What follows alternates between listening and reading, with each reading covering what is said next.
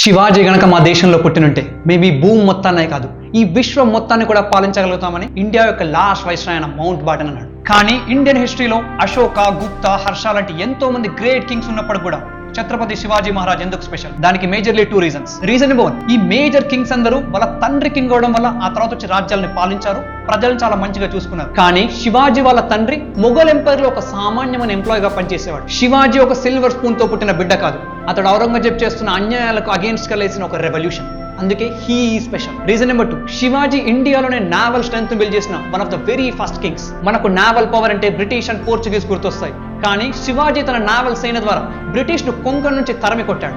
And అంతకంటే interesting విషయం ఏంటంటే శివాజీ ఒక ట్రూ విజనరీ. ఇండియాలో ఏ కింగ్స్ కూడా పసిగట్టలేని టైంలో శివాజీ బ్రిటిష్ నుంచి ఉన్న ముప్పును పసిగట్టి వాళ్ళకి అగేన్స్ట్ గా ఫైట్ చేశాడు. And one more interesting fact ఏంటంటే ఇండియన్ హిస్టరీలో మొట్టమొదటిసారిగా స్వరాజ్యాన్ని ఇంట్రడ్యూస్ చేసింది శివాజీని. అండ్ శివాజీ ఇంట్రడ్యూస్ చేసిన స్వరాజ్య అనే కాన్సెప్ట్ ఫ్యూచర్ జనరేషన్స్ లో తిలక్ అండ్ సుభాష్ చంద్రబోస్ లాంటి వాళ్ళకి ఇన్స్పిరేషన్ ఇచ్చింది.